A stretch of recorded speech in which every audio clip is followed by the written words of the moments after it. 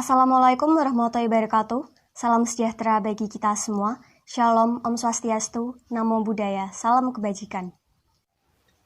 Jumpa bersama saya, Nanda Aryastianingrum, NIM 81114192116 dari Rombel 4 dalam mata kuliah Hukum Otonomi Daerah pada hari Senin pukul 15.00 dengan dosen pengampu Bapak Dani Muhtada. Pada kesempatan kali ini, saya akan menyampaikan mengenai permasalahan dalam pelaksanaan otonomi daerah. Berlandaskan pada Undang-Undang Nomor 22 Tahun 1999 tentang Pemerintahan Daerah, maka pelaksanaan otonomi daerah di Indonesia telah berjalan selama 2 dekade lebih, sejak realisasi pertamanya yakni pada tahun 2000. Dalam proses penyelenggaraannya, tak jarang kita jumpai berbagai permasalahan yang menjadi tantangan serta hambatan dalam pelaksanaan otonomi daerah itu sendiri. Salah satunya ialah adanya praktik politik uang yang terjadi selama pelaksanaan pilkada atau pemilihan kepala daerah.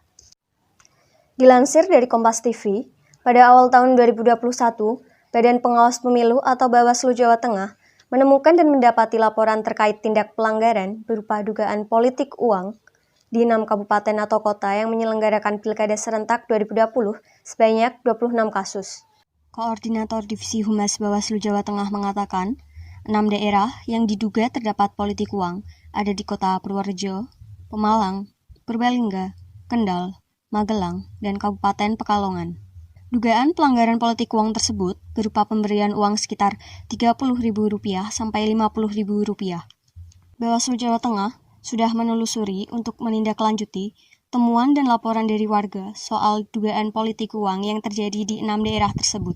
Dari 26 itu, rata-rata itu masih dalam proses penelusuran, kemudian juga klarifikasi, kemudian juga pendalaman, pemeriksaan terhadap saksi-saksi ataupun pelapor ataupun pengumpulan bukti-bukti itu begitu.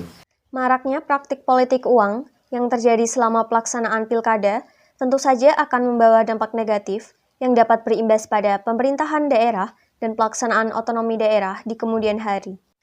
Oleh karena itu, diperlukannya berbagai solusi guna mencegah dan menghentikan adanya praktik politik uang dalam pelaksanaan pilkada atau pemilihan kepala daerah, yaitu diantaranya 1. Dari pihak masyarakat, diperlukan kesadaran tinggi untuk menjunjung tinggi asas demokrasi dalam pilkada, yakni langsung, umum, bebas, rahasia, jujur, dan adil. Yang kedua, dari Badan Pengawas Pemilu atau Bawaslu, dapat melakukan sosialisasi anti korupsi kepada masyarakat, juga dapat membentuk desa anti politik uang secara berkala, guna membangun kesadaran akan anti politik uang. Yang ketiga, dari pihak-pihak berwenang lainnya diperlukan koordinasi lebih lanjut. Apabila kewenangan Bawaslu terbatas, kerjasama antara KPK dan PPATK diperlukan untuk mengawasi terjadinya praktik politik uang dalam pelaksanaan pemilihan kepala daerah. Demikian yang dapat saya sampaikan mengenai permasalahan dalam pelaksanaan otonomi daerah, yakni tentang politik uang. Untuk kurang dan lebihnya saya mohon maaf. Saya Nanda Arya pamit untuk undur diri.